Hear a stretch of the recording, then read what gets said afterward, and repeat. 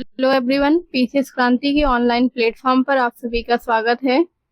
घटना चक्र सीरीज में आज हमारी 9वीं क्लास है, जिसमें हम केंद्रीय मंत्रिपरिषद से आए हुए सवालों को सॉल्व करते हैं। चलिए आज की क्लास शुरू करते हैं। इसके जो डिटेल्स दिए हुए हैं आपको पीडीएफ मिल जाएगा, आप वहां से इसको पढ़ लीजिएगा। हम सीधे जो प्रश्न आए हुए हैं उसको सॉल्व करते हैं। पहला सवाल आया है, भारत के संविधान के अनुच्छेद 300 के अनुसार भारत की सरकार का कानूनी नाम है, तो द यूनियन ऑफ इंडिया हमारे भारत का नाम है। और संविधान के अनुच्छेद 300 के अनुसार भारत की सरकार का कानूनी नाम the union of India Bharat संघ है। इस अनुच्छेद के खंड 1 के अनुसार भारत सरकार भारत संघ के नाम से वाद ला सकेगी या उस पर वाद लाया जा सकेगा। अगला सवाल है, निम्नलिखित कथनों पर विचार कीजिए और नीचे दिए गए कोट से सही उत्तर का चयन कीजिए। संघ की कार्यपालिका शक्ति प्रधानमंत्री में निहित है। प्रधानमंत्री की नियुक्ति राष्ट्रपति द्वारा की जाती है। प्रधानमंत्री मंत्रिपरिषद के प्रधान होते हैं। ऑप्शंस हैं, चौथा कथन दिया हुआ है, यह आवश्यक नहीं कि नियुक्ति के समय प्रधानमंत्री संसद के किसी सदन का सदस्य हो। ऑप्शंस हैं, 1, 2 और 4 सही है, 1, 2, 3 सही है, 2, 3 और 4 सही है, 1, 3 और 4 सही है। जो हमारा सही ऑप्शन है वो 2, 3 और 4 सही है। संविधान के अनुच्छेद 53(1) के अनुसार संघ की कार्यपालिका शक्ति राष्ट्रपति में निहित होती है और इसका प्रयोग संविधान के अनुसार स्वयं या अपने अधीनस्थ अधिकारियों द्वारा राष्ट्रपति कर सकता है। अनुच्छेद 74(1) के तहत प्रधानमंत्री मंत्रिपरिषद का प्रधान होता है। अनुच्छेद 75(1) के अनुसार प्रधानमंत्री की नियुक्ति राष्ट्रपति द्वारा होती है तथा अनुच्छेद 75(5) के प्रावधान के तहत कोई भी व्यक्ति यदि संसद सदस्य नहीं है तो भी वह प्रधानमंत्री बन सकता है या मंत्रिपरिषद में सम्मिलित हो सकता है, और लेकिन उसे 6 माह के भीतर ही उसे सदन की सदस्यता लेनी होगी। तो इस तरह से बिना किसी सदन का सदस्य रहे भी कोई व्यक्ति प्रधानमंत्री बन सकता है, हालांकि उसे 6 महीने के भीतर किसी भी सदन की सदस्यता लेनी पड़ेगी। अगला सवाल है, भारत के प्रधानमंत्री के विषय में निम्नलिखित कथनों में से कौन सा सही है। प्रधानमंत्री मंत्रिपरिषद का नाम मात्र का नेता होता है। वह संसद के प्रति उत्तरदायी नहीं है। वह अपने मंत्रियों में से किसी को बर्खास्त नहीं कर सकता। प्रधानमंत्री मंत्रिपरिषद का वास्तविक नेता होता है। तो इसमें सही ऑप्शन है ऑप्शन डी है, प्रधानमंत्री मंत्रिपरिषद का वास्तविक नेता होता है। भारत के संविधान के अनुच्छेद 74(1) में स्पष्ट उल्लेख है कि राष्ट्रपति को सहायता और सलाह देने के लिए एक मंत्रिपरिषद होगी जिसका प्रधान प्रधानमंत्री होगा। राष्ट्रपति अनिवार्यतः ऐसे व्यक्ति को प्रधानमंत्री नियुक्त करता है जो उस दल का नेता है जिसको लोकसभा में बहुमत प्राप्त होता है।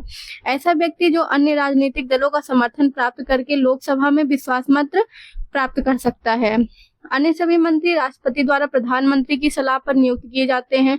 अनुच्छेद 75(3) के तहत मंत्रिपरिषद प्रधानमंत्री सहित लोकसभा के प्रति सामूहिक रूप से उत्तरदायी होता है। प्रधानमंत्री व्यवहार में राष्ट्रपति के माध्यम से किसी भी मंत्री को बर्खास्त कर सकता है। व्यवहार में प्रधानमंत्री मंत्रिपरिषद का वास्तविक नेता होता है, अतः विकल्प डी जो है वो सही आंसर हो जाएगा। अगला सवाल है, भारत का प्रधानमंत्री, तो भारत का प्रधानमंत्री होता है जो वह नियुक्त होता है। जिस भी दल को लोकसभा में बहुमत प्राप्त होता है उसके नेता को प्रधानमंत्री राष्ट्रपति के द्वारा नियुक्त किया जाता है। अगला सवाल देखते हैं, भारत का प्रधानमंत्री मुख्य है तो केंद्रीय सरकार का। 74(1) के अनुसार राष्ट्रपति को सहायता और सलाह देने के लिए एक मंत्रिपरिषद होगी जिसका प्रधान प्रधानमंत्री होगा और राष्ट्रपति अपने कृत्यों का प्रयोग करने में ऐसी सलाह के अनुसार कार्य करेगा। इस प्रकार भारत का जो प्रधानमंत्री होते हैं वो केंद्रीय सरकार का व्यवहारिक प्रमुख होता है। वस्तुतः यह लोकसभा में बहुमत प्राप्त दल या गठबंधन का नेता होता है। अगला सवाल है, भारतीय संविधान के अनुच्छेद 78 में प्रावधान है दायित्व का तो किसके दायित्व का है, तो वो प्रधानमंत्री के दायित्व का है।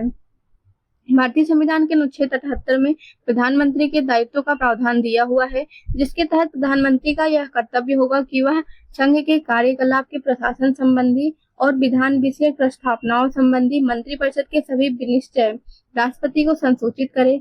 संघ के कार्यकलाप के प्रशासन संबंधी और विधान विषयक प्रस्तावनाओं संबंधी जो जानकारी राष्ट्रपति मांगे वह दे। किसी विषय को जिस पर किसी मंत्री ने विनिश्चय कर दिया है किंतु मंत्रिपरिषद ने विचार नहीं किया है, राष्ट्रपति द्वारा अपेक्षा किए जाने पर परिषद के समक्ष विचार के लिए रखे। अगला सवाल है, भारत का संविधान भारत का संविधान मंत्रियों को 4 श्रेणी अर्थात कैबिनेट मंत्री, स्वतंत्र प्रभार वाले राज्य मंत्री और उप मंत्री में वर्गीकृत करता है। संघ सरकार में मंत्रियों की कुल संख्या प्रधानमंत्री को मिलाकर लोकसभा के कुल सदस्यों के 15% से अधिक नहीं होनी चाहिए। तो इसमें जो सही ऑप्शन है ऑप्शन बी, केवल 2 सही है। आइए देखते हैं। भारत के संविधान के अनुच्छेद 74 के तहत राष्ट्रपति को सहायता और सलाह देने के लिए मंत्रिपरिषद का प्रावधान किया गया है। मंत्रिपरिषद एक संवैधानिक निकाय है। भारत के संविधान में मंत्रियों के वर्गीकरण का उल्लेख नहीं है। भारत में मंत्रियों का वर्गीकरण ब्रिटिश संसदीय परंपरा पर आधारित है। वर्तमान में भारत में संघीय मंत्रिपरिषद में प्रधानमंत्री के अतिरिक्त मंत्रियों की 3 श्रेणियां हैं। हमारे ऑप्शंस में 4 श्रेणियां दिया हुआ है, इसलिए ऑप्शन 1 गलत हो जाएगा। तो कौन कौन सी श्रेणियां हैं? उसमें कैबिनेट मंत्री होते हैं, स्वतंत्र प्रभार वाले राज्य मंत्री होते हैं तथा राज्य मंत्री होते हैं। हालांकि राष्ट्रपति सचिवालय द्वारा अधिसूचित वरीयता अनुक्रम तथा मंत्रियों के वेतन और भत्ता अधिनियम 1952 में उप मंत्री डिप्टी मिनिस्टर का भी उल्लेख है।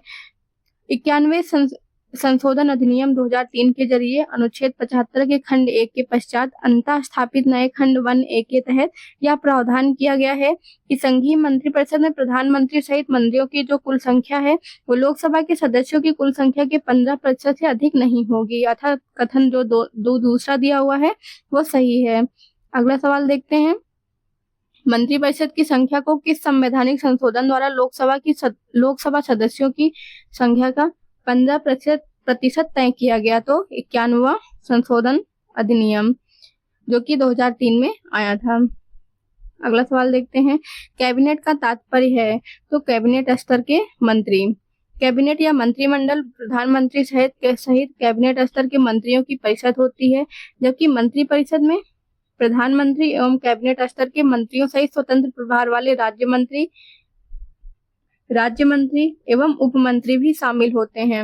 मंत्रिमंडल का उल्लेख मात्र अनुच्छेद 352 में 44वें संविधान संशोधन से दिया हुआ है। कैबिनेट में सम्मिलित होते हैं तो केवल कैबिनेट मंत्री सम्मिलित होते हैं, जबकि मंत्रिपरिषद में प्रधानमंत्री एवं कैबिनेट स्तर के मंत्री सहित स्वतंत्र प्रभार वाले राज्य मंत्री एवं उप मंत्री भी शामिल होते हैं। अगला सवाल है। संविधान में मंत्रिमंडल का शब्द एक ही बार प्रयोग हुआ है और वह अनुच्छेद 352 में हुआ है। संविधान में मंत्रिमंडल शब्द का प्रयोग केवल अनुच्छेद 352 के खंड 3 में किया गया है। इसके अनुसार राष्ट्रपति आपातकाल की उद्घोषणा तभी कर सकेगा जब संघ का मंत्रिमंडल उसे लिखित रूप से ऐसा संसूचित करे। अनुच्छेद 352(3) में मंत्रिमंडल शब्द का उल्लेख 2 बार हुआ है। अगला सवाल देखते हैं। संघ सरकार के संदर्भ में निम्नलिखित कथनों पर विचार कीजिए। एन गोपालास्वामी आयंगर समिति ने सुझाव दिया था कि किसी मंत्री को किसी सचिव को प्रशासनिक सुधार करने और उसे बढ़ावा देने के लिए पूर्णतः नामित किया जाना चाहिए। प्रशासनिक सुधार आयोग 1966 की संस्तुति के आधार पर वर्ष 1970 में कार्मिक विभाग का गठन किया गया और इसे प्रधानमंत्री के प्रभार के अधीन रखा गया। तो इसमें जो सही ऑप्शन है ऑप्शन बी है। एन गोपालास्वामी अयंगर संविधान सभा की प्रारूप समिति के एक सदस्य थे, जिन्होंने 1950 में अपनी रिपोर्ट केंद्र सरकार की मशीनरी का पुनर्गठन reorganization of the machinery of central government में मंत्रियों के समूह बनाए जाने, कार्मिकों की क्षमताओं में सुधार तथा एक संगठन में प्रक्रिया ऑर्गेनाइजेशन एंड मेथड्स प्रभाग की स्थापना की अनुशंसा की थी। इस प्रकार से कथन एक सही नहीं है। प्रशासनिक सुधार आयोग जो कि 1966 में बना था, 1969 में भारत सरकार की मशीनरी पर अपनी रिपोर्ट में प्रधानमंत्री के प्रत्यक्ष प्रभार के तहत एक पृथक कार्मिक विभाग के गठन की अनुशंसा की थी।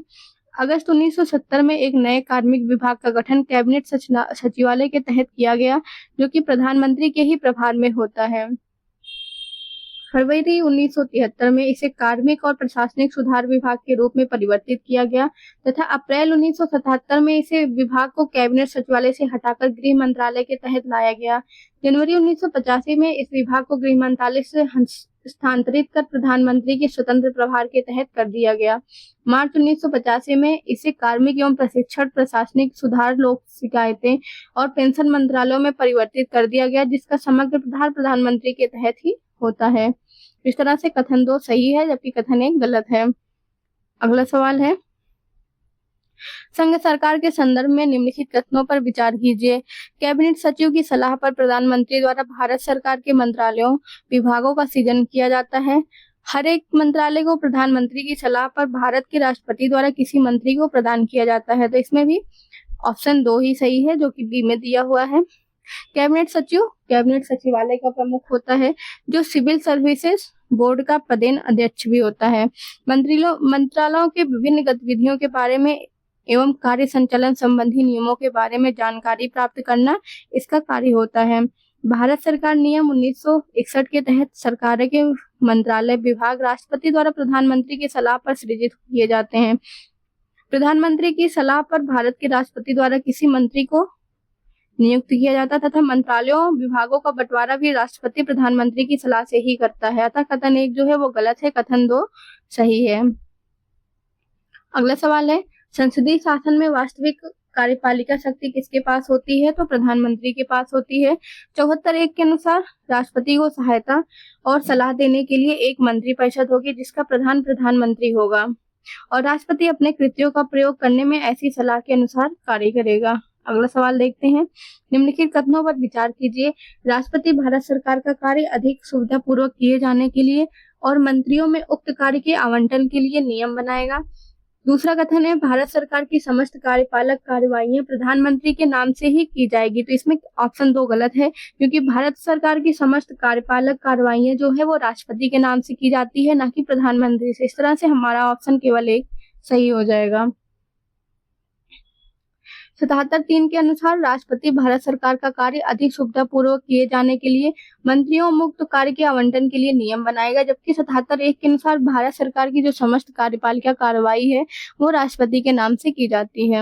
अगला सवाल देखते हैं, यदि भारत के प्रधानमंत्री संसद के उच्च सदन के सदस्य हैं तो वे अविश्वास प्रस्ताव की स्थिति में अपने पक्ष में वोट नहीं दे सकेंगे। वे निम्न सदन में बजट पर नहीं बोल सकेंगे। वे केवल उच्च सदन में ही वक्तव्य दे सकते हैं। उन्हें प्रधानमंत्री पद की शपथ ग्रहण करने के बाद 6 माह के अंदर निम्न सदन का सदस्य बनना पड़ेगा। तो इसका जो सही ऑप्शन ए है। अगर प्रधानमंत्री संसद के उच्च सदन के सदस्य हैं तो वे अविश्वास प्रस्ताव की स्थिति में अपने पक्ष में वोट नहीं दे सकेंगे। अगला सवाल है, भारतीय संविधान के निम्नलिखित प्रावधानों में से कौन सा प्रावधान मंत्रिपरिषद की नियुक्ति तथा पदच्युति को विवेचित करता है? तो अनुच्छेद 75। भारतीय संविधान का अनुच्छेद 75 मंत्रिपरिषद की नियुक्ति एवं पदच्युति को विवेचित करता है। अनुच्छेद 75(1) के अनुसार प्रधानमंत्री की नियुक्ति राष्ट्रपति करेगा और अन्य मंत्रियों की नियुक्ति राष्ट्रपति प्रधानमंत्री की सलाह पर करेगा।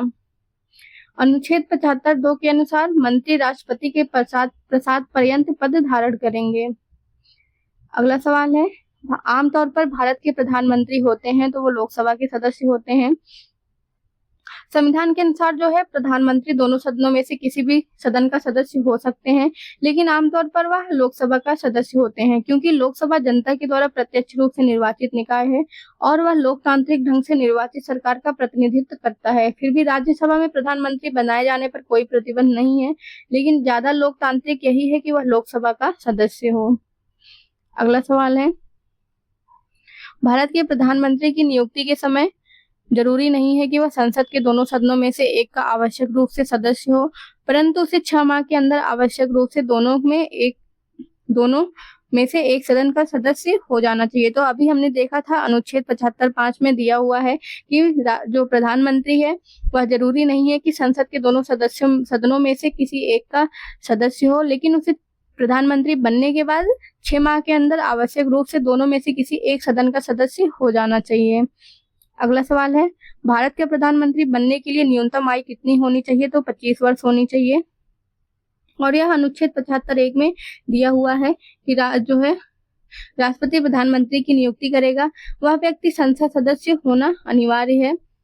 लोकसभा के सदस्य के लिए कम से कम 25 वर्ष की आयु तथा राज्यसभा के सदस्य के लिए कम से कम 30 वर्ष की आयु का होना आवश्यक है। तथा प्रधानमंत्री बनने के लिए न्यूनतम आयु जो है वो 25 वर्ष जो कि लोकसभा सदस्य हेतु है उतनी होनी चाहिए। प्रधानमंत्री को राष्ट्रपति के द्वारा नियुक्त किया जाता है। अगला सवाल देखते हैं, निम्नलिखित में से कौन सा वक्तव्य सही है? भारत का प्रधानमंत्री संसद के दोनों सदनों के सदस्यों में से अपने मंत्रियों का चयन कर सकते हैं। इस विषय में भारत के राष्ट्रपति के साथ उचित परामर्श करके अपने मंत्रिमंडल के सहयोगियों का चयन कर सकते हैं। अपने मंत्रिमंडल में मंत्री के रूप में काम करने के लिए व्यक्तियों को चयन करने में पूर्णतः स्वविवेक का प्रयोग करते हैं। तो ऑप्शन सी जो है वो सही है। प्रधानमंत्री मंत्रिपरिषद का प्रधान होते हैं। उसे अपने सहयोगी के रूप में ऐसे व्यक्तियों को चुनने का पूर्ण अधिकार है जो उसके साथ मिलकर कार्य कर सकें। इस प्रकार मंत्रियों के चयन में वह स्वविवेक का प्रयोग करते हैं। वह संसद के बाहर के व्यक्ति को भी मंत्री बना सकते हैं, परंतु उस मंत्री को 6 माह के अंदर संसद सदस्य बनना अनिवार्य है। ऐसा न होने पर उसे 6 माह के पश्चात मंत्री पद से मुक्त हो जाना पड़ता है। कोई मंत्री जो निरंतर 6 माह की अवधि तक संसद के किसी सदन का सदस्य नहीं है, उस अवधि की समाप्ति पर मंत्री नहीं रहेगा। यह संविधान के अनुच्छेद में किस अनुच्छेद में उल्लिखित है? तो 75(5) में है। इस तरह से ऑप्शन ए सही हो जाएगा। जो व्यक्ति संसद का सदस्य नहीं है, केंद्रीय मंत्री रह सकता है तो सिर्फ 6 महीने, और ऐसा अनुच्छेद 75(5) में दिया हुआ है। अगला सवाल देखते हैं। भारत में वह मंत्री जो संसद के सदनों में से किसी सदन का भी सदस्य नहीं है, उसे मंत्री के पद से मुक्त हो जाना पड़ता है तो 6 महीने बाद। अगला सवाल है, भारत की संसद के संबंध में निम्नलिखित में से कौन सा कथन सही नहीं है? तो यहाँ पे नहीं है पूछा है। संविधान में एक संसदीय प्रणाली की सरकार का प्रावधान है, तो ये सही है। संसद की सर्व प्रमुख कार्य है मंत्रिमंडल का प्रावधान करना, ये भी सही है। मंत्रिमंडल की सदस्यता निम्न सदन तक सीमित है, तो ऐसा नहीं है। इस तरह से क्योंकि इसमें पूछा है सही नहीं है, तो ऑप्शन सी सही हो जाएगा। भारत के प्रधानमंत्री किसके प्रति जवाबदेह होते हैं? वह लोकसभा के प्रति जवाबदेह होते हैं। मंत्रिपरिषद सामूहिक रूप से जवाबदेह होती है, तो लोकसभा के प्रति होती है। एक संवैधानिक बाध्यता के अंतर्गत होती है तथा अनुच्छेद 75(3) के अनुसार होती है, तो ऑप्शन बी जो है वो सही हो जाएगा। मंत्रिपरिषद उत्तरदायी होती है, तो संसद के प्रति नहीं, लोकसभा के प्रति होती है। 75(3) के अनुसार मंत्रिपरिषद लोकसभा के प्रति सामूहिक रूप से उत्तरदायी होती है। अगर इसमें देखा जाए तो सबसे सही जो एप्रोप्रिएट आंसर होगा वो संसद के प्रति होगी। मंत्रिपरिषद लोकसभा के प्रति उत्तरदायी होती है। अगेन वही पूछा है, लोकसभा के प्रति। संघीय मंत्रिपरिषद के मंत्री सामूहिक रूप से उत्तरदायी होते हैं, तो केवल लोकसभा के प्रति होते हैं। अगला सवाल देखते हैं। भारतीय संविधान के अंतर्गत निम्नलिखित कथनों पर विचार कीजिए। संघ मंत्रिपरिषद लोकसभा के प्रति सामूहिक रूप से उत्तरदायी होगी। संघ के मंत्री प्रधानमंत्री के प्रसाद पर्यंत अपना पद धारण करेंगे, तो इसमें केवल एक सही है। संघ के जो मंत्री हैं वो राष्ट्रपति के प्रसाद पर्यंत अपना पद धारण करेंगे, ना कि प्रधानमंत्री के। अगला सवाल देखते हैं।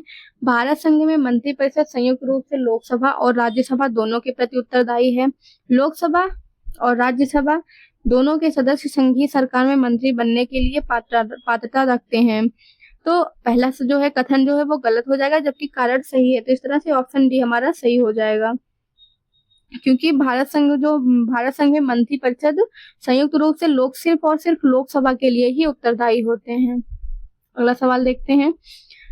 निम्नलिखित में से किसका भारत के संविधान में स्पष्ट उल्लेख नहीं है पर परिपाटी के रूप में पालन किया जाता है? तो प्रधानमंत्री यदि निम्न सदन में बहुमत खो दे तो उसे त्याग पत्र दे देना चाहिए। ऐसा कहीं से भी संविधान में लिखा नहीं है, लेकिन ऐसा पालन किया जाता है।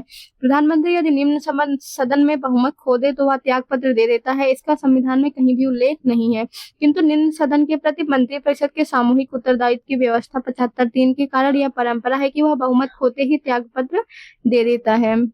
अगला सवाल देखते हैं। भारतीय राजनीतिक व्यवस्था में कार्यपालिका विधायिका के अधीन रहकर कार्य करती है, क्योंकि कार्यपालिका जो है वो विधायिका का ही पार्ट होती है। अगला सवाल देखते हैं। निम्नलिखित में से कौन सा एक प्रस्ताव भारत में मंत्रिपरिषद रख सकती है? तो विश्वास प्रस्ताव। संसद ने विश्वास प्रस्ताव, जिसे मोशन ऑफ कॉन्फिडेंस कहते हैं, समर्थन प्रस्ताव के रूप में सरकार द्वारा रखा जाता है। इस प्रकार के प्रस्ताव को संसद में ही स्वीकृत अथवा अस्वीकृत किया जाता है। सरकार विश्वास प्रस्ताव संसद लोकसभा में तभी लाती है जब उसे लोकसभा में अपना बहुमत सिद्ध करना होता है। विश्वास प्रस्ताव प्रधानमंत्री या उनकी मंत्रिपरिषद अथवा उनमें से कोई एक सदस्य रख सकता है, जबकि लोकसभा में सरकार के विरुद्ध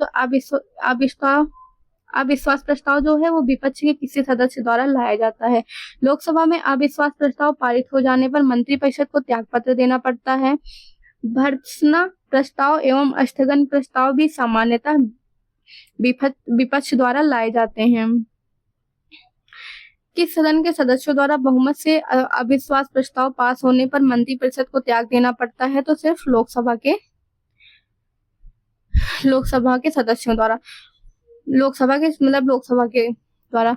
अगला सवाल है, अपना त्याग पत्र देने के बाद भारत में एक मंत्री को अपने त्याग पत्र के विषय में लोकसभा में व्यक्तिगत वक्तव्य देने के लिए किसकी अनुमति की आवश्यकता होती है? तो स्पीकर की अनुमति की आवश्यकता होती है।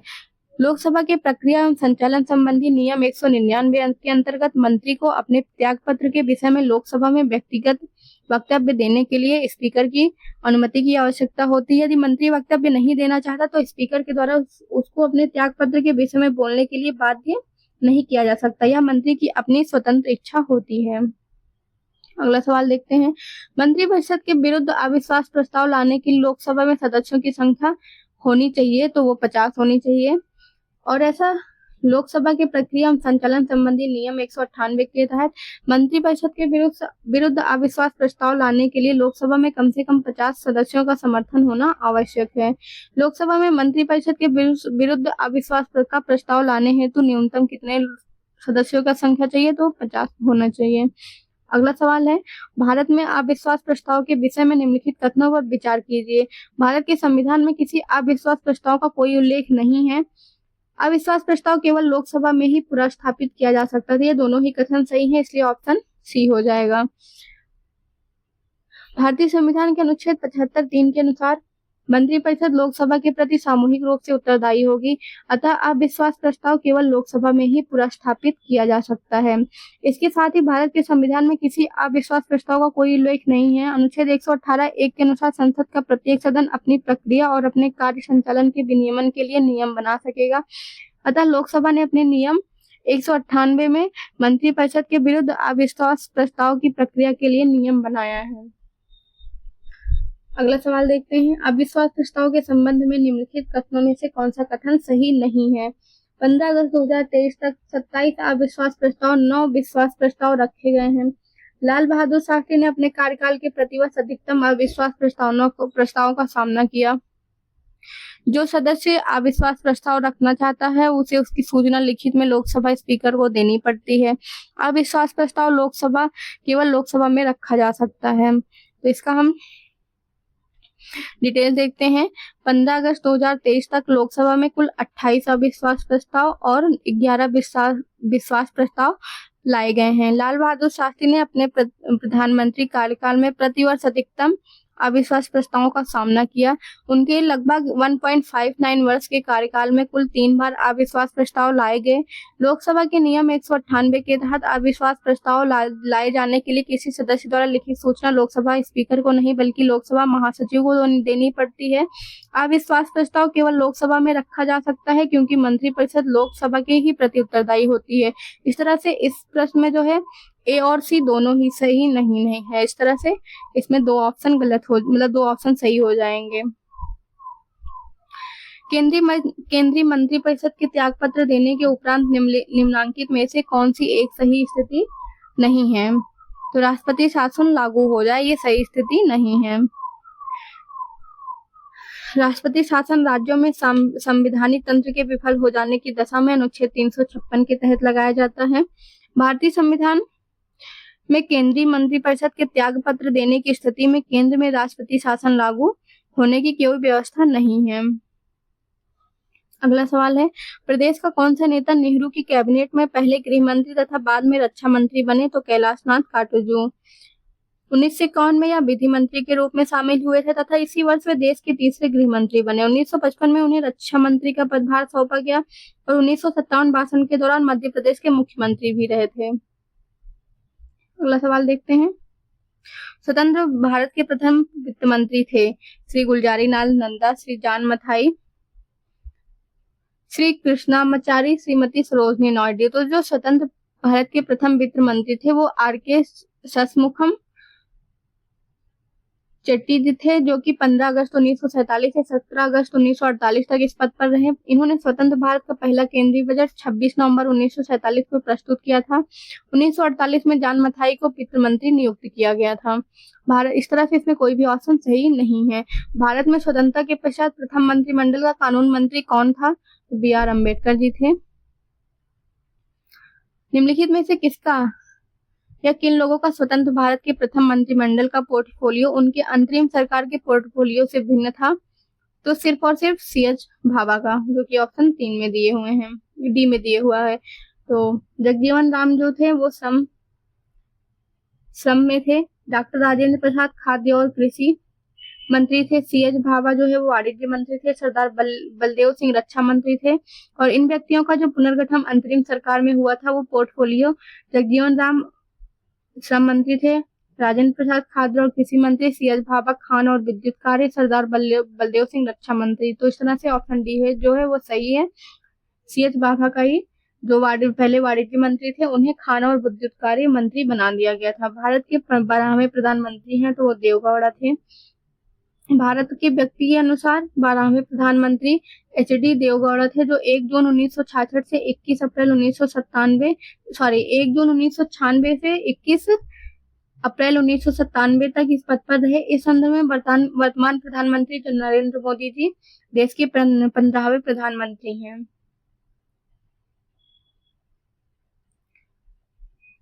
प्रधानमंत्रियों को उनके कार्यकाल के साथ सुमेलित कीजिए। देवगौड़ा 1996 से, अभी हमने देखा 1996 से 97 में थे। चंद्रशेखर जो है 1997 से 98 में है। अटल बिहारी वाजपेयी 1998 से 1989 से, एक सेकेंड, हाँ 1998 से 2004 तक रहे हुए हैं। 1998 से 2004 तक रहे हैं। इंद्र कुमार गुजराल जो थे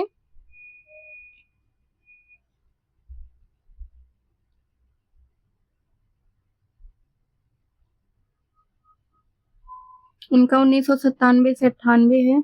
एक सेकेंड, यहाँ पे कुछ मिस्टेक हुई है।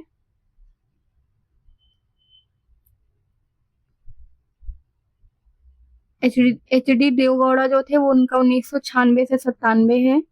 और चंद्रशेखर का 1990 से 91 है। अटल बिहारी वाजपेयी का 1999 से 2004 है।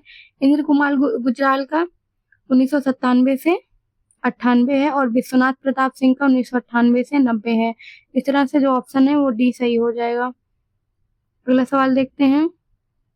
निम्नलिखित में से कौन एक से अधिक बार प्रधानमंत्री नियुक्त हुए हैं? तो जवाहरलाल नेहरू, इंदिरा गांधी, गुलजारीलाल नंदा और अटल, ये सभी ही 2 बार 2 या 2 से बार ज्यादा प्रधानमंत्री रहे हैं। निम्नलिखित में से किन्होंने अपने राजनीतिक जीवन में भारत के प्रधानमंत्री का पद एक बार से अधिक समानांतर के बाद संबोधित किया है? तो इनमें से सारे ही हैं। जवाहरलाल नेहरू भी हैं, लाल बहादुर शास्त्री, गुलजारीलाल नंदा, इंदिरा गांधी और अटल बिहारी वाजपेयी भी। तो इस तरह से ऑप्शन सी 3, 4 एवं 5, केवल एक सेकेंड, इसमें क्या पूछा है? निम्नलिखित में से किन्होंने अपने राजनीतिक जीवन में भारत के प्रधानमंत्री का पद एक बार से अधिक समयानांतर के बाद होंगे? तो इस तरह से गुलजारीलाल नंदा और लाल बहादुर शास्त्री जी नहीं होंगे।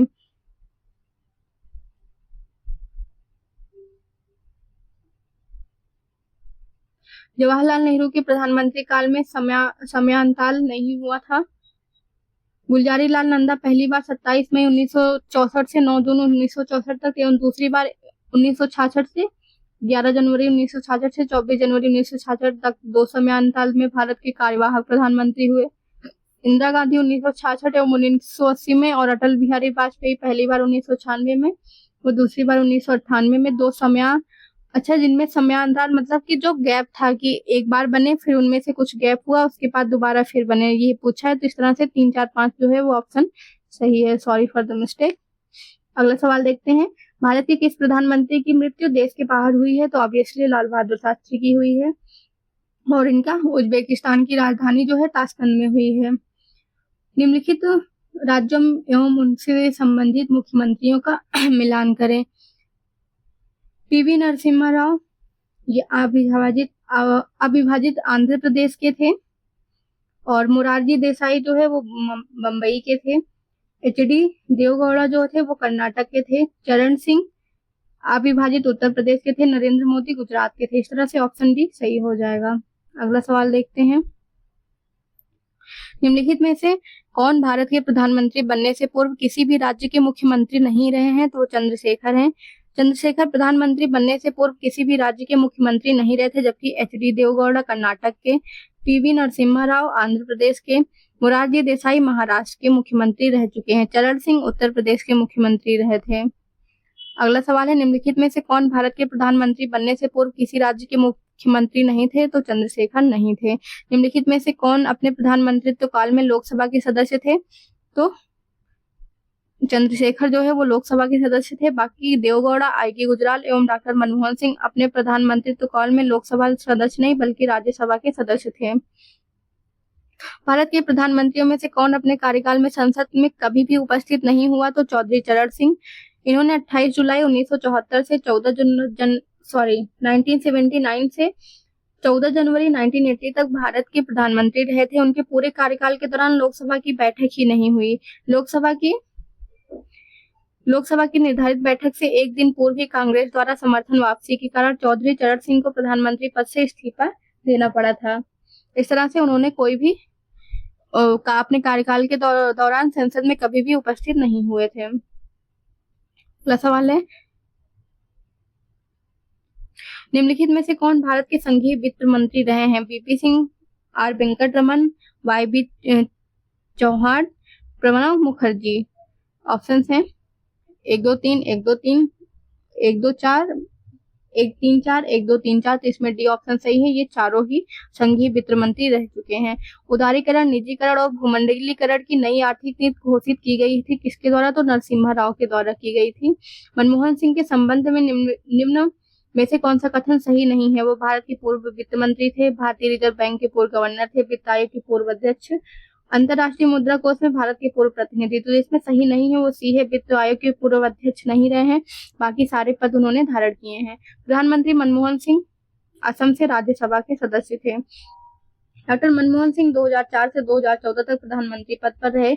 वे असम से सर्वप्रथम 1991 में राज्यसभा के सदस्य चुने गए थे। इसके पश्चात वो लगातार असम से ही 1996, 2001, 2007 एवं 2013 में राज्यसभा के सदस्य बने। अतः उनके प्रधानमंत्री काल के संदर्भ में जो सही विकल्प है वो ऑप्शन डी है। वो असम से राज्यसभा के सदस्य थे। 19 अगस्त 2019 से वे राजस्थान से राज्यसभा के सदस्य थे तथा उनका कार्यकाल 3 अप्रैल 2024 को समाप्त हुआ और उनका निधन जो है वो 26 दिसंबर 2024 को हुआ था। अगला सवाल है,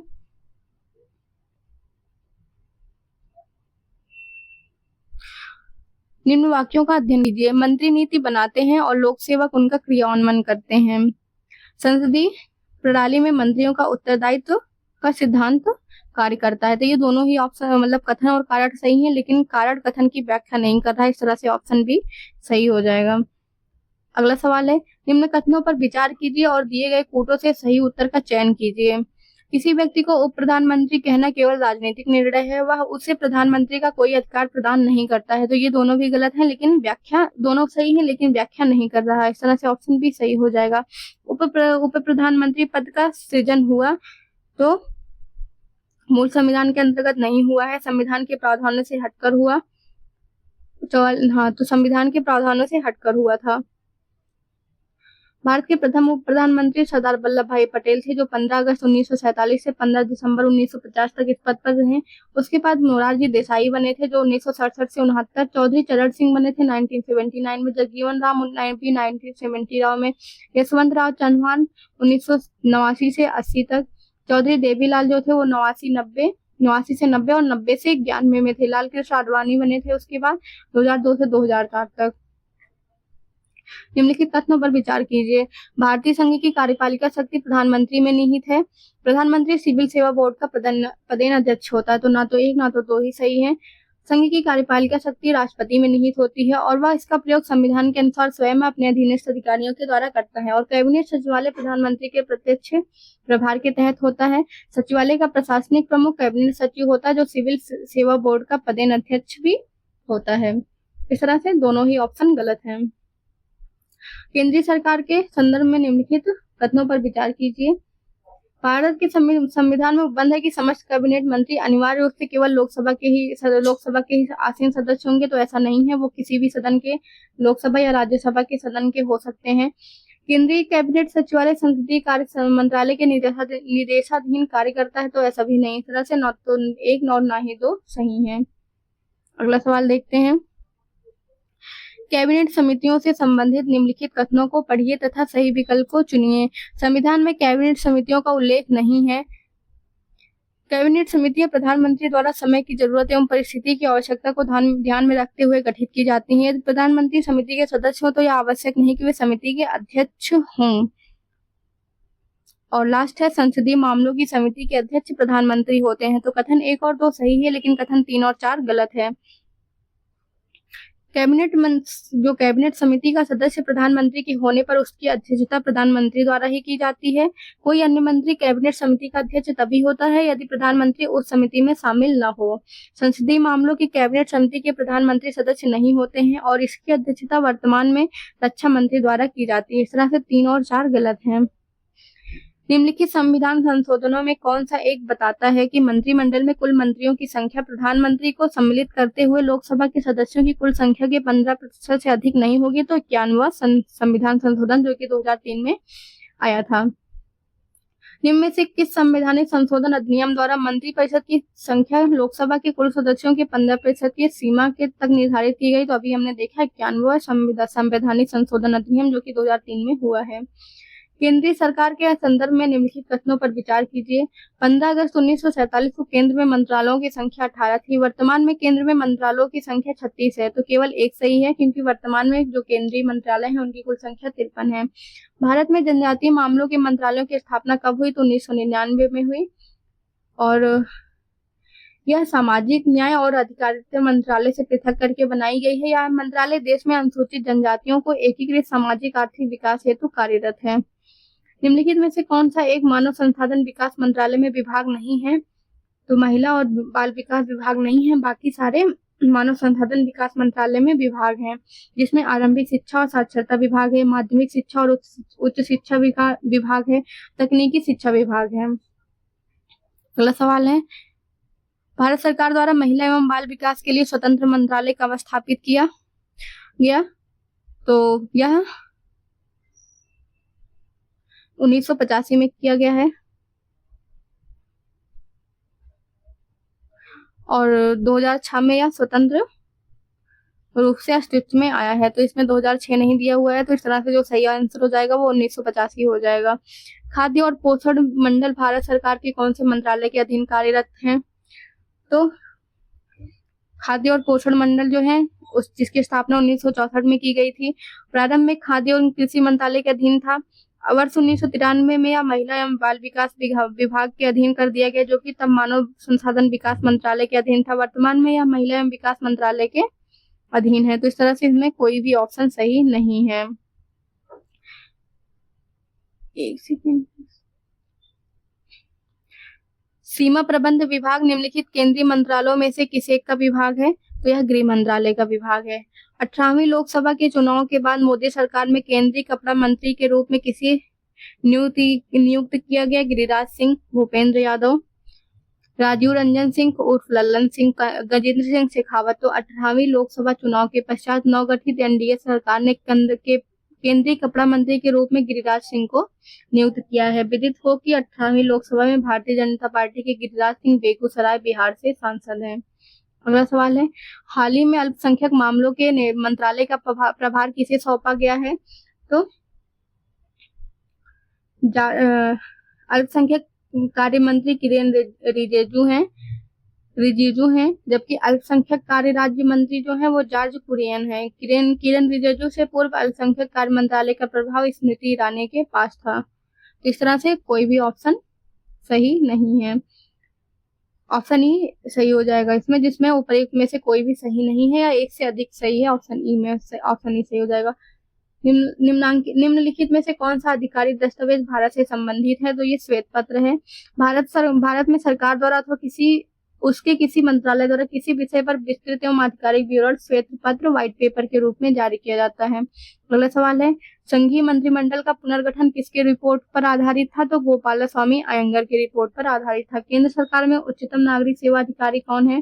भारत का महान्यायवादी, मंत्रिमंडल सचिव, गृह सचिव या वित्त सचिव? तो केंद्र सरकार में उच्चतम नागरिक सेवा अधिकारी जो है वो कैबिनेट सचिव होते हैं।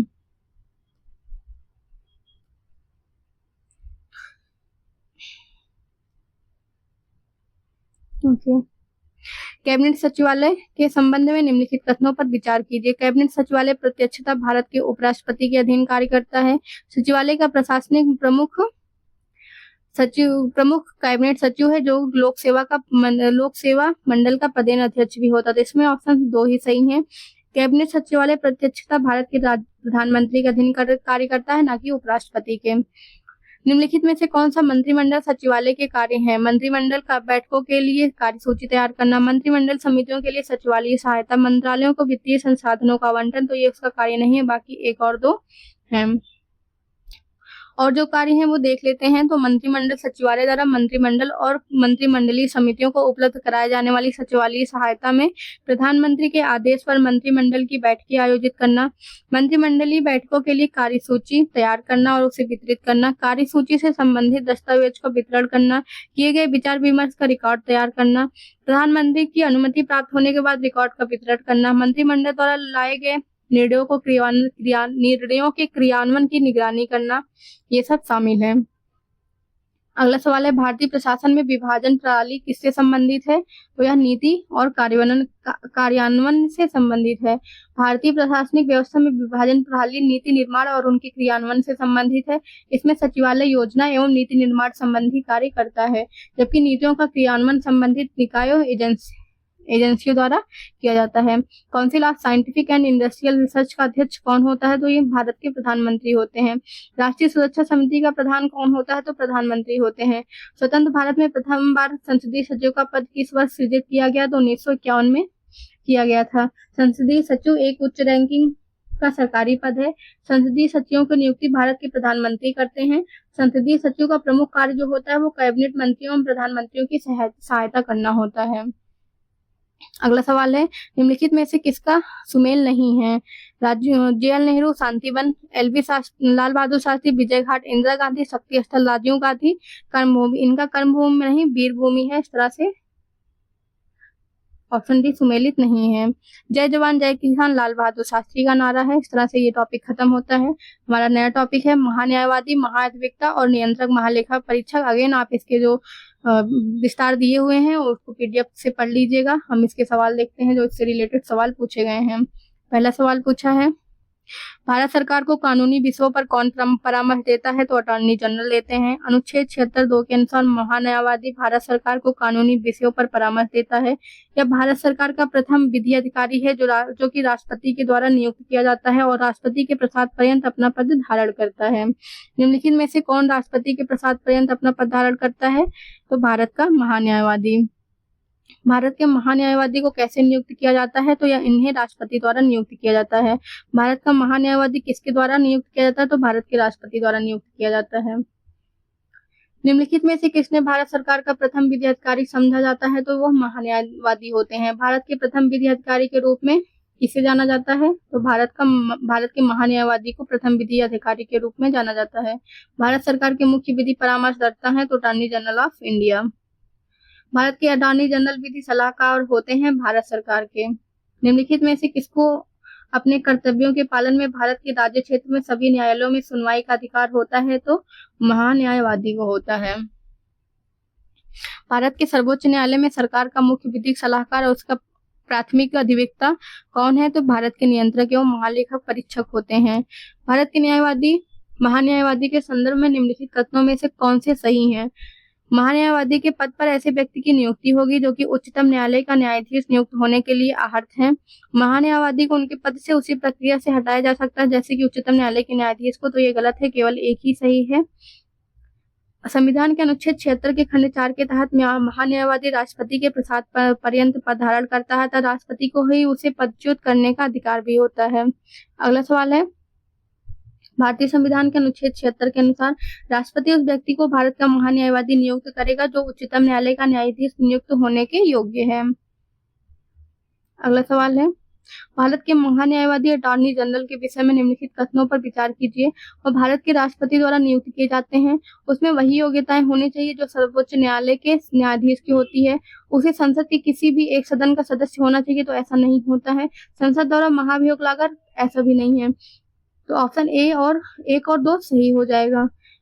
संसद द्वारा महाभियोग नहीं, महान्यायवादी जो होते हैं वो राष्ट्रपति के प्रसाद पर्यंत काम करते हैं, तो इस तरह से उन्हें राष्ट्रपति हटा भी सकता है।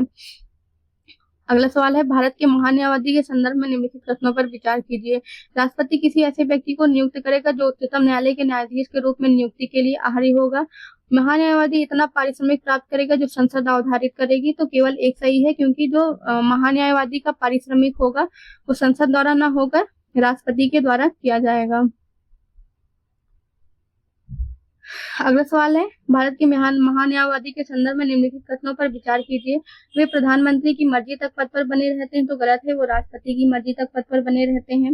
वे संसद सदस्यों के विशेषाधिकार के हकदार नहीं है, तो उनको मिलता है, वो वोट नहीं कर सकते बट वहां पे पार्ट ले सकते हैं। इस तरह से ना तो एक सही है ना तो 2 सही है। भारतीय संविधान के अनुच्छेद 76(2) के अनुसार महान्यायवादी भारत सरकार को विधिक विषयों पर परामर्श देता है या भारत सरकार का प्रथम विधि अधिकारी होते हैं तथा राष्ट्रपति के द्वारा न केवल नियुक्त किया जाता है बल्कि राष्ट्रपति के ही प्रसाद पर्यंत अपना पद धारण करते हैं। भारतीय संविधान के अनुच्छेद 88 के अनुसार भारत के महान्यायवादी को संसद के सदनों की बैठकों में तथा संसद की किसी समिति में जिसमें उसका नाम सदस्य के रूप में दिया गया है भाग लेने तथा बोलने का अधिकार है, परंतु वहां मत देने का अधिकार नहीं है। 105(4) के अनुसार जिन व्यक्तियों को इस संविधान के आधार पर संसद की किसी सदन या उसकी किसी समिति में बोलने का, उसकी कार्यवाहियों में अन्यथा भाग लेने का अधिकार है, उनके संबंध में संसद सदस्यों के विशेषाधिकार एवं उन्मुक्तियों संबंधी उपबंध भी समान रूप से लागू होते हैं।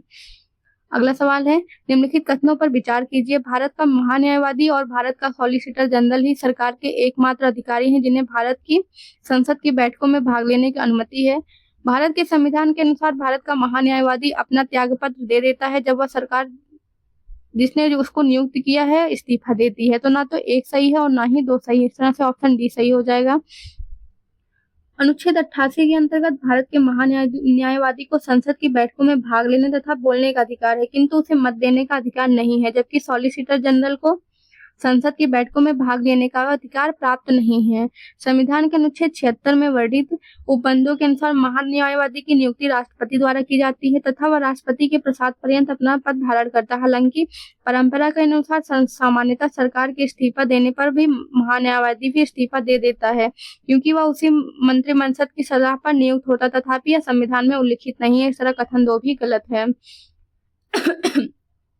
सॉरी। अगला सवाल है, निम्नलिखित कथनों पर विचार कीजिए। भारत का महान्यायवादी लोकसभा की कार्यवाही में भाग ले सकता है, लोकसभा की किसी समिति का सदस्य हो सकता है, लोकसभा में बोल सकता है, लोकसभा में मतदान कर सकता है। तो इसमें जो ऑप्शन है वो 1, 2 और 3 सही है, जबकि डी गलत है क्योंकि वह वोट नहीं कर सकता है। निम्न में से किसे संसद की कार्यवाही में भाग लेने का अधिकार प्राप्त है? तो भारत के महान्यायवादी को प्राप्त है। निम्नलिखित में से किसे संसद को संबोधित करने का अधिकार प्राप्त है? भारत के महान्यायवादी को। पार्लियामेंट के किसी सदन के सदस्य न होने पर भी सदन की बैठक में कौन भाग ले सकता है? तो भारत का अटॉर्नी जनरल। निम्नलिखित में से किसे संसद के दोनों सदनों में बोलने, कार्यवाहियों में सम्मिलित होने और किसी भी संसदीय कमेटी का सदस्य होने का अधिकार प्राप्त है? तो भारत के अटॉर्नी जनरल को प्राप्त है। भारत संसद का कौन सा अधिकारी सदस्य न होते हुए भारतीय संसद की कार्यवाहियों में भाग लेने का अधिकार रखता है? तो अगेन अटॉर्नी जनरल। निम्नलिखित में से कौन संसद के दोनों सदनों में से किसी भी सदन की कार्यवाही में भाग ले सकता है? तो अटॉर्नी जनरल ले सकते हैं। एक गैर सदस्य के रूप में संसद की किसी भी सदन की कार्यवाही में भाग ले सकता है महान्यायवादी। और उपराष्ट्रपति भी संसद के सदस्य नहीं होते हैं, जबकि वह राज्यसभा के प्रदेन सभापति होते हैं। सॉलिसिटर जनरल निम्न में से क्या होते हैं? तो ये कानूनी सलाहकार होते हैं। भारत का सॉलिसिटर जनरल होता है तो एक न्यायिक सलाहकार होते हैं। कानूनी विषयों पर राज्य सरकार को कौन परामर्श देता है?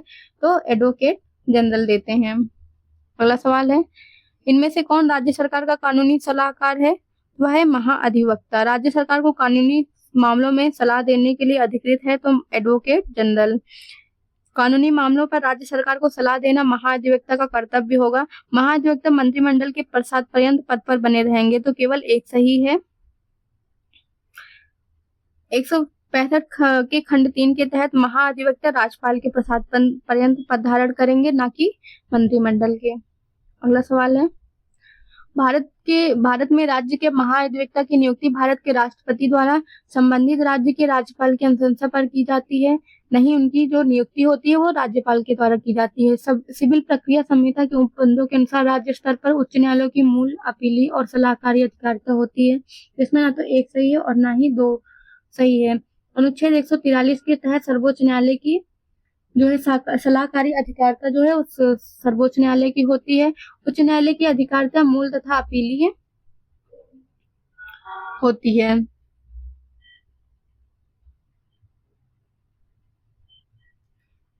भारत के नियंत्रक एवं महालेखा परीक्षक की नियुक्ति की जाती है, वो राष्ट्रपति द्वारा की जाती है। अनुच्छेद 148(1) के तहत भारत के नियंत्रक एवं महालेखा परीक्षक कंट्रोलर एंड ऑडिटर जनरल की नियुक्ति भारत के राष्ट्रपति द्वारा की जाती है। अनुच्छेद 151(1) के अनुसार भारत का नियंत्रक एवं महालेखा परीक्षक भारत सरकार के लेखों का लेखा परीक्षण कर अपनी रिपोर्ट को राष्ट्रपति को प्रस्तुत करता है तथा अनुच्छेद 151(2) के अनुसार वह राज्य सरकारों के लेखों का लेखा परीक्षण कर रिपोर्ट संबंधित राज्य के राज्यपाल को सौंपता है। अगला सवाल है, भारतीय संविधान के किस अनुच्छेद के अंतर्गत भारत के नियंत्रक एवं महालेखा परीक्षक की नियुक्ति होती है? तो 148 के अंतर्गत।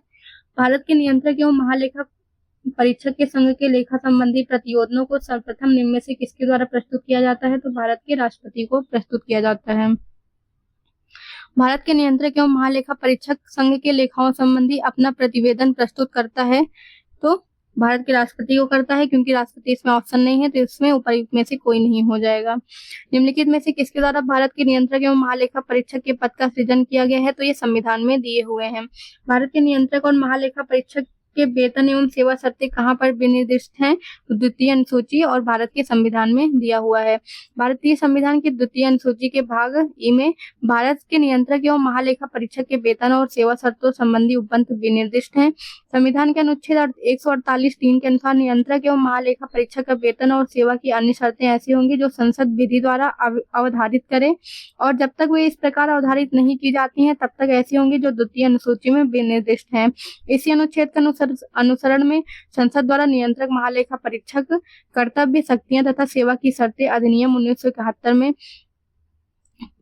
1976 में यथा संशोधित पारित किया गया है, जिसके अनुसार ही नियंत्रक और महालेखा परीक्षक के वेतन और सेवा शर्तों का निर्धारण होता है। इसी अधिनियम की धारा 3 के अनुसार नियंत्रक एवं महालेखा परीक्षक का वेतन उच्चतम न्यायालय के न्यायाधीशों के बराबर होता है। भारत के नियंत्रक एवं महालेखा परीक्षक के पद पर नियुक्ति का कार्यकाल होता है 4 वर्ष, 5 वर्ष, 6 वर्ष, 7 वर्ष। तो इनकी नियुक्ति जो है वो 6 वर्ष के लिए की जाती है। अनुच्छेद 148(3) के अनुसार कैग के वेतन एवं सेवा शर्तों के निर्धारण का अधिकार संसद को दिया गया है तथा संसद ने सीएजी के वेतन एवं सेवा शर्तों से संबंधित प्रावधानों को वर्ष 1971 में अधिनियमित किया, जिसके अनुसार इनका कार्यकाल 6 वर्ष का होता है या फिर अधिकतम 65 वर्ष की उम्र तक या सेवारत हो सकते हैं। भारत के नियंत्रक एवं महालेखा परीक्षक कितने वर्षों के लिए अपना पद धारण करते हैं? तो 6 वर्षों के लिए करते हैं। भारत के नियंत्रक एवं महालेखा परीक्षक के संबंध में निम्नलिखित में से कौन सा सही नहीं है पूछा है।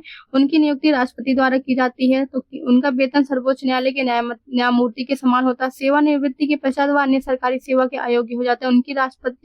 उनको राष्ट्रपति पदच्युत कर सकता है, तो ये गलत है। 148(1) के अनुसार भारत के नियंत्रक एवं महालेखा परीक्षक की नियुक्ति भारत के राष्ट्रपति द्वारा की जाती है, लेकिन राष्ट्रपति उनको पदच्युत नहीं कर सकता। उसे उसी रीति से और उन्हीं आधारों से हटाया जाएगा जिस रीति और जिन आधारों पर उच्चतम न्यायालय के न्यायाधीश को हटाया जाता है। इस तरह से ऑप्शन डी गलत हो जाएगा। भारत के नियंत्रक एवं महालेखा परीक्षक को उसके पद से हटाए जाने की प्रक्रिया निम्नलिखित में से किसके समान है? तो उच्चतम न्यायालय के न्यायाधीश के समान है। नियंत्रक एवं महालेखा परीक्षक का कर्तव्य न केवल व्यय की वैधता सुनिश्चित करना है अपितु औचित्य भी है। उसे वित्तीय प्रशासन के क्षेत्र में संविधान और संसद के कानूनों को बनाए रखना है। तो इसमें ए और आर दोनों सही हैं और ए आर जो है वो एक ही सही व्याख्या है। अगला सवाल है, निम्नलिखित कर्तव्यों में से कौन सा एक भारत के नियंत्रक एवं महालेखा परीक्षक द्वारा पालन नहीं किया जाता? तो भारत की संचित निधि से होने वाले सभी व्ययों का लेखा परीक्षण करना और उनके संबंध में प्रतिवेदन प्रस्तुत करना, ये उनका काम होता है। आकस्मिकता निधि और लोक लेखाओं से होने वाले सभी व्ययों को लेखा परीक्षा करना, उनके संबंध में प्रतिवेदन प्रस्तुत करना, ये भी होता है। सभी व्यापार निर्णय, लाभ और हानि लेखाओं की लेखा परीक्षा करना और उनके संबंध में प्रतिवेदन प्रस्तुत करना, ये भी काम होता है। लेकिन सार्वजनिक धन की प्राप्ति और निर्गम का नियंत्रण करना और यह सुनिश्चित करना कि सार्वजनिक राजस्व कोष में जमा हो, ये उनका काम नहीं होता है। तो आइए देख लेते हैं और कौन कौन से काम होते हैं महालेखा परीक्षक के। तो वह केंद्र तथा राज्य सरकारों के राजस्व से भारत के अंदर तथा बाहर किए गए व्ययों एवं लेन देन की लेखा परीक्षा करता है। वह व्यापारिक निर्माण संबंधी लाभ हानि के लेखों की लेखा परीक्षा करता है। वह भंडार गृहों की लेखा परीक्षा करता है। राष्ट्रपति के आदेश पर वह स्थानीय निकायों की लेखा परीक्षा करते हैं। वह सरकारी कंपनियों एवं निगमों के लेखा परीक्षण में महत्वपूर्ण भूमिका निभाते हैं। अगला सवाल है, निम्नलिखित कथनों पर विचार कीजिए। नियंत्रक महालेखा परीक्षक का कर्तव्य होगा कि वह उन सभी प्राप्तियों की लेखा परीक्षा करे जो भारत की संचित निधि में संदेह है। नियंत्रक महालेखा परीक्षक को संघ या किसी राज्य के किसी कार्यालय या विभाग में रखे गए भंडारों या स्टाफ के लेखाओं की लेखा परीक्षा करने और उनकी बाबत में रिपोर्ट देने का प्राधिकार होगा। तो एक और दो दोनों ही सही हैं। अगला सवाल है, लोक निधि के फलोत्पादक और आशायित प्रयोग को सुनिश्चित करने के साथ साथ भारत में नियंत्रक महालेखा परीक्षक के कार्यालय का महत्व है। कैग संसद की ओर से राजकोष पर नियंत्रण रखता है। जब भारत का राष्ट्रपति राष्ट्रीय आपात घोषित करता है, कैग के मंत्रालयों द्वारा कार्यान्वित परियोजनाओं या कार्यक्रमों पर जारी किए गए प्रतिवेदनों पर लोकलेखा समिति विचार विमर्श करती है। कैग के प्रतिवेदनों में से मिली जानकारियों के आधार पर जांचकर्ता एजेंसियां उन लोगों के विरुद्ध आरोप दाखिल कर सकती हैं जिन्हें लोक निधि प्रबंधन में कानून का उल्लंघन किया हो। कैग को ऐसी निश्चित न्यायिक शक्तियां प्राप्त हैं कि सरकारी कंपनियों के लेख परीक्षा और लेखा जांचते समय वह कानून का उल्लंघन करने पर अभियोग लगा सकता है। तो इसमें केवल 2 और 3 सही हैं, जबकि 1 और 4 गलत है। 148(1) के तहत भारत के नियंत्रक एवं महालेखा परीक्षक के पद का सृजन किया गया है, जिसे संघ और राज्य के लेखाओं के संबंध में विशेष नियंत्रक और अधीक्षण शक्तियां प्रदान की गई हैं। इसके द्वारा प्रस्तुत लेखाओं पर संसद की लोक लेखा समिति में विचार विमर्श होता है और इसके प्रतिवेदनों के आधार पर जांच एजेंसियां आरोपित के विरुद्ध आरोप पत्र दाखिल कर सकती हैं। अगला सवाल है, नियंत्रक एवं महालेखा परीक्षक की टीका टिप्पणी पर उचित कार्यवाही करने की अंतिम जिम्मेदारी वो संसद की होती है। अनुच्छेद 151(1) के तहत नियंत्रक एवं महालेखा परीक्षक की रिपोर्ट राष्ट्रपति के द्वारा संसद के दोनों सदनों के समक्ष प्रस्तुत कराई जाती है। अतः नियंत्रक एवं महालेखा परीक्षक की टीका टिप्पणी पर जो उचित कार्यवाही करने की अंतिम जिम्मेदारी संसद की होती है। निम्नलिखित में से कौन संसद की लोक लेखा समिति की बैठकों में उपस्थित रहता है? तो भारत के नियंत्रक एवं महालेखा परीक्षक। संविधान का कौन सा अनुच्छेद भारत के नियंत्रक और महालेखा परीक्षक के कर्तव्यों को निर्धारित करता है? तो अनुच्छेद 149 करता है। कैग की नियुक्ति 148 में है। कैग के कर्तव्य और शक्तियां तो वो 149 में है और संघ के खातों का प्रपत्र जो है वो 150 में दिया हुआ है और ऑडिट रिपोर्ट 151 में। इस तरह से ऑप्शन ए सही हो जाएगा। नियंत्रक और एवं लेखा परीक्षक की नियुक्ति राष्ट्रपति द्वारा होती है। अपने पद से हटाया जा सकता है तो 124 के अनुच्छेद 124 के अंतर्गत उच्चतम न्यायालय के न्यायाधीश को साबित कदाचार या असमर्थता के आधार पर ऐसे हटाए जाने के लिए संसद के समावेदन पर राष्ट्रपति के आदेश द्वारा उनके पद से हटाया जा सकता है। उच्चतम न्यायालय के किसी न्यायाधीश को पद से हटाने के लिए समावेदन प्रत्येक सदन की कुल सदस्य संख्या के बहुमत द्वारा तथा सदन में उपस्थित और मतदान करने वाले सदस्यों के कम से कम 2/3 बहुमत द्वारा समर्थित होना चाहिए। ऐसा समावेदन संसद के एक ही सत्र में प्रस्तावित और स्वीकृत होना चाहिए और राष्ट्रपति के समक्ष उसी सत्र में रखा जाना चाहिए। तो जो कैग हैं उनको उसी आधार पर हटाया जा सकता है जो उच्चतम न्यायालय के न्यायाधीश को हटाया जा सकता है। यहाँ पर ऐसा कोई भी ऑप्शन नहीं है, इस तरह से कोई भी ऑप्शन सही नहीं होगा। अगला सवाल देखते हैं, निम्नलिखित में से कौन सा नियंत्रक एवं महालेखा परीक्षक के बारे में सत्य नहीं? उनके कार्यालय के प्रशासनिक खर्चे संसद के मत के अधीन है। अपने पद को छोड़ने के बाद वो भारत सरकार या राज्य के अधीन अन्य कोई पद पाने योग्य नहीं है।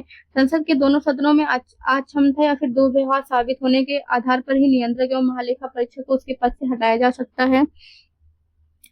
सही उत्तर का चयन कीजिए तो केवल एक सही है। अनुच्छेद 148 के खंड 1 के अनुसार कथन 3 सत्य है, जबकि खंड 4 के अनुसार कथन 2 भी सत्य है। अतः सही विकल्प जो है वो ए है। यहाँ पर पूछा है सही नहीं है, तो सिर्फ एक सही नहीं है, बाकी सारे ऑप्शन जो है वो सही हैं। भारत का नियंत्रक और महालेखाकार निम्नलिखित का एक मित्र एवं मार्गदर्शक होता है, तो लोक लेखा समिति का होता है। नियंत्रक एवं महालेखा परीक्षक की छुट्टी मंजूर करने या नामंजूर करने की शक्ति किसमें निहित होती है, तो यह राष्ट्रपति में निहित होती है। किस वर्ष में अकाउंटिंग को ऑडिटिंग से अलग किया गया तथा नियंत्रक एवं महालेखा परीक्षक का कार्य केवल सरकारी लोक लेखा समिति तक रह गया, तो यह 1976 में। 1971 का संशोधन अधिनियम लेखांकन और लेखा परीक्षण को पृथक करता है और सीएजी को लेखों की तैयारी के उत्तरदायित्व से मुक्ति देता है। यह संशोधन किया गया है 1976 में। राज्यों के वित्तीय लेखों का परीक्षण करता है, तो राज्यों के वित्तीय लेखों का परीक्षण भी कैग ही करता है, तो इस तरह से उपरोक्त में से कोई नहीं। लोक नीति का विभाग किसे कहा जाता है, तो नियंत्रक एवं महालेखा परीक्षक को कहा जाता है। भारत के सीएजी कार्य करते हैं लोक वित्त संरक्षक के रूप में। अगला सवाल है, गिरीश चंद्र मुर्मू बने हैं भारत के 14वें नए नियंत्रक एवं महालेखा परीक्षक। भारत का उपराष्ट्रपति राज्यसभा में होते हैं और भारत का नियंत्रक एवं महालेखा परीक्षक लोक लेखा समिति से रिलेटेड होते हैं। भारत का महाधिवक्ता उच्चतम न्यायालय और भारत का महान्यायवादी लोकसभा की बैठक। इस तरह से ऑप्शन ए सही हो जाएगा। अगला सवाल है, निम्नलिखित में से कौन सा विकल्प गलत है। लोक वित्त सरकार के वित्तीय क्रियाकलापों का अध्ययन है, इसके अंतर्गत आते हैं। इसके अंदर व्यावसायिक बैंकों के कार्य निष्पादन आते हैं। लोक वित्त सरकार के वित्तीय कार्यकलापों का अध्ययन है, इसके अंतर्गत सार्वजनिक व्यय, लोक राजस्व, सार्वजनिक ऋण, वित्तीय प्रशासन आदि आते हैं। लोक वित्त का संबंध व्यावसायिक बैंकों के कार्य के निष्पादन से नहीं है। अगला टॉपिक है हमारा वरीयता अनुक्रम। आइए देखते हैं इससे रिलेटेड जो सवाल आए हुए हैं। निम्नलिखित शब्दों को तार्किक और सार्थक क्रम में सजाइए। उपराष्ट्रपति, राष्ट्रपति, अध्यक्ष, प्रधानमंत्री, संसद। तो सबसे पहले जो है राष्ट्रपति आते हैं, उसके बाद उपराष्ट्रपति आते हैं, फिर संसद के सदस्य आते हैं, फिर जाके अध्यक्ष और उसके बाद प्रधानमंत्री। इस तरह से ऑप्शन सी सही हो जाएगा। निम्नलिखित अधिकारियों पर विचार कीजिए। मंत्रिमंडल सचिव, मुख्य निर्वाचन आयुक्त, संघीय मंत्रिमंडल सदस्य, भारत के मुख्य न्यायाधीश। तो जो सही ऑप्शन है इसमें सी है, क्योंकि भारत के मुख्य न्यायाधीश आएंगे, फिर संघीय मंत्रिमंडल सदस्य आएंगे, उसके बाद मुख्य निर्वाचन आयुक्त, फिर मंत्रिमंडल सचिव। भारत सरकार की प्रथमता सारणी में भारत के मुख्य न्यायाधीश के ऊपर कौन आता है, तो भूतपूर्व राष्ट्रपति। सबसे पहले राष्ट्रपति आते हैं, फिर उपराष्ट्रपति, फिर प्रधानमंत्री, राज्यों के राज्यपाल, भूतपूर्व राष्ट्रपति, उप प्रधानमंत्री। भारत के मुख्य न्यायाधीश एवं लोकसभा अध्यक्ष वरीयता क्रम में समकक्ष पर हैं। भारतीय न्यायाचार के अनुसार पूर्वता क्रम में निम्न में से सबसे पहले कौन आता है, उप प्रधानमंत्री, भूतपूर्व राष्ट्रपति। अपने राज्य में राज्यपाल, लोकसभा अध्यक्ष। तो अपने राज्य में राज्यपाल आते हैं। भारत के वरीयता क्रम में निम्नलिखित में से कौन पहले आता है, तो वरीयता क्रम जो है विभिन्न पदाधिकारियों के रैंक एवं आर्डर से संबंधित है। इस संबंध में वर्तमान अधिसूचना 26 जुलाई 1979 को जारी की गई थी, जिसके अनुसार संघ लोक सेवा आयोग के अध्यक्ष, मुख्य निर्वाचन आयुक्त, तो भारत के नियंत्रक और महालेखा परीक्षक को वरीयता क्रम जो है वो 9A में रखा गया है, जबकि उच्च न्यायालय के मुख्य न्यायाधीश को उच्च न्यायालय के क्षेत्राधिकार के अंतर्गत 14वें स्थान पर, जबकि उच्च न्यायालय के क्षेत्राधिकार के बाहर जो है वो 17वें स्थान पर रखा गया था। विकल्प ई सही उत्तर हो जाएगा। भारत सरकार में सबसे उच्च पद का सिविलियन अधिकारी कौन है, तो मंत्रिमंडल सचिव होते हैं।